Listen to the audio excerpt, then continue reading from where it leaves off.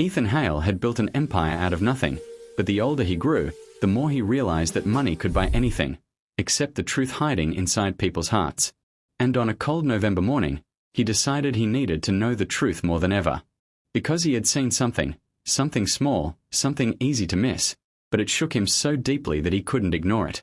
A little girl, no more than 8, standing alone in the grand hallway of his mansion, touching a stack of papers she clearly didn't understand but treating them with more respect than half the executives he paid six-figure salaries.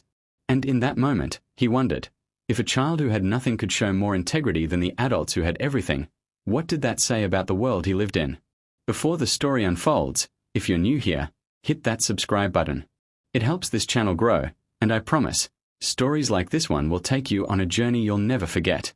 Her name was Lily, daughter of Maria, one of the housemaids. Tiny, quiet, observant, too observant. Ethan first noticed her because she looked at things the way he used to when he was young, like she was studying life, trying to understand the rules of a game that everyone else already knew how to play. The maids often whispered that Lily was different because she didn't talk much, didn't laugh much, didn't complain. But Ethan didn't see a strange child. He saw himself reflected in her eyes that looked far older than they should have. Maria was hardworking, respectful, and painfully private. She never asked for anything, never tried to get close, never overstepped. Ethan appreciated that about her. But something else caught his attention, the way Lily clung to her mother. The way Maria hid her exhaustion as she worked double shifts. The way Lily wore the same 2 dresses week after week, washed carefully, folded neatly, loved but worn thin. When he learned that Lily sometimes waited in the staff kitchen for hours after school because Maria couldn't afford childcare, he didn't say anything. But something in him twisted. Something old. Something reminding him of the boy he used to be before all the money and noise buried him. One evening, after a long investor meeting that drained any trace of patience he had left, Ethan wandered toward the guest lounge, a room the staff rarely used. And there she was, Lily, quietly collecting pencil shavings from the floor with her tiny hands because, as she whispered to herself, "I don't want Mama to get in trouble." That did it. That single whisper woke something up inside Ethan like thunder cracking through the sky. 4 days, he thought about it. And eventually, he formed a plan, a strange one, even for him. He pretended to sleep. The test was simple. He would fall asleep on the leather sofa in the study after finishing payroll paperwork, with a deliberately placed envelope full of cash and documents on the table. He wanted to see what Lily would do if she walked in unsupervised. Not because he distrusted her, but because he needed to see something real. Something pure. Something money couldn't touch. But deep down, he feared he already knew the answer, that even children could be corrupted. That maybe goodness was just something adults invented to feel better about the world. Maria had gone to handle laundry.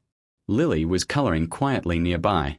And Ethan positioned himself on the couch, loosened his tie, and closed his eyes, forcing his breathing into slow, steady waves. He heard her before he saw her. Tiny footsteps. Soft. Hesitant. He resisted the urge to peek. The envelope lay in the center of the table, thick with $100 bills. More money than Maria made in 2 months. Lily moved closer. Silence stretched. Then came the sound he didn't expect, her small hand brushing against the stack, not grabbing it, not taking it, but gently straightening it the way a careful librarian organizes her shelves. She whispered to herself again, "Mama said rich people don't like their things messy." He almost smiled, but then something else happened, something that made him swallow hard. Lily pulled a small paperclip from a pocket, the kind she used to hold her drawings, and carefully clipped the edge of the bills to keep them from spreading. "Shouldn't blow away," she murmured. He felt a sting behind his closed eyes. After adjusting the papers, she looked at his still figure. Slowly, she reached into her worn backpack and pulled out something he never expected. A little folded note. She placed it beside him on the table and whispered, "For the man who lets Mama work here." Her voice cracked on the last word. When she walked away, Ethan finally opened his eyes. He waited until she disappeared down the hallway, then reached for the note with trembling fingers. Inside, written in tiny, uneven handwriting, "Thank you for giving my Mama a job. I drew this so you don't feel sad." A small crayon drawing of his mansion. And above it, a bright yellow sun. He hadn't seen himself drawn under a sun in decades. He didn't remember the last time anyone drew him anything at all. That night, Ethan couldn't sleep, not even pretend sleep. Something had changed. Something real. The next morning, he called his financial advisor, his attorney, and his head of staff. He ordered something outrageous, a full audit of all employees, executives included. Because if a child with nothing could be honest with money sitting right in front of her, he wanted to see how the adults behaved when tempted. What he found made his blood boil. 2 executives had been skimming bonuses. Another had been inflating invoices. A senior manager had lost funds from a supply account. But the household staff? Clean. Every single one. Except someone wasn't just clean, they were extraordinary. Maria. She had refused every overtime bonus offered. She had returned a wallet she found outside the mansion gates without taking $1. She had declined Ethan's Christmas gift card last year because she didn't feel right accepting it when so many people struggled more. He called her into the office. She walked in nervously, her hands twisting in her apron. "Maria," he said gently, "I want to talk to you about your daughter." Instant panic flashed across her face. "Sir, please, if she did something wrong, I'll fix it. She's just a child, she doesn't." "Stop," Ethan said firmly, surprising even himself. "She did nothing wrong." Maria froze. Something inside her seemed to crumble, relief mixed with confusion. He told her everything he saw. The envelope, the drawing, the little paperclip. Maria began to cry, not the dramatic kind, but the quiet, painful kind that comes from years of holding everything inside. "She's a good girl," Maria whispered. "But life hasn't been kind to her. To us." "Why didn't you ever ask for help?" he asked softly. "Because it's not your job to fix our lives, sir. You've already given me work. That's more than most." Those words hit him like a punch. Later that week, he invited Lily to his office, not as the maid's daughter, but as someone he respected. She stood there shyly, clutching her backpack. He knelt in front of her so their eyes met. "Lily," he said gently, "I found your drawing." Her cheeks turned pink. "I just wanted you to feel better." "Why?" "Because Mama says rich people are lonely." He choked on air. "And I think you look lonely sometimes," she added quietly. He swallowed hard. "Do you know what I saw when you fixed the papers on my table?" She shook her head. "I saw a girl with more honesty than most adults I've met." Her eyes widened as if the words were too big to hold. "I want to help you," he continued.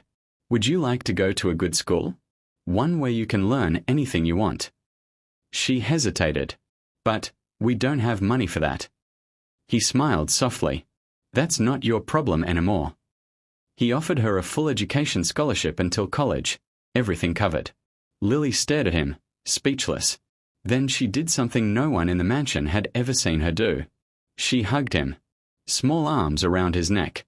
Warm, trembling, grateful. "I won't let you down," she whispered. "I know," he whispered back. Word spread fast through the mansion. The executives who were stealing were terminated. Ethan replaced them with people Maria recommended. People who had struggled in life, people who valued honesty because they'd been denied opportunity. Months later, things looked different. Lily flourished in school. Maria's stress eased. Ethan felt something he hadn't felt in 20 years, purpose. One evening, Lily walked into his study again, the same room where he once pretended to sleep. But this time, he was awake. She handed him another drawing. This one showed 3 figures. A woman, a little girl, a man standing beside them, not above, not separate, but part of them. "What's this?" he asked. "Our family," she said simply. He didn't cry, but he felt something break open in his chest, a feeling he couldn't name, something warm and aching and alive. He framed the drawing on his wall, and every time he looked at it, he remembered the day he pretended to sleep and discovered that sometimes, just sometimes, the smallest moments reveal the biggest truths.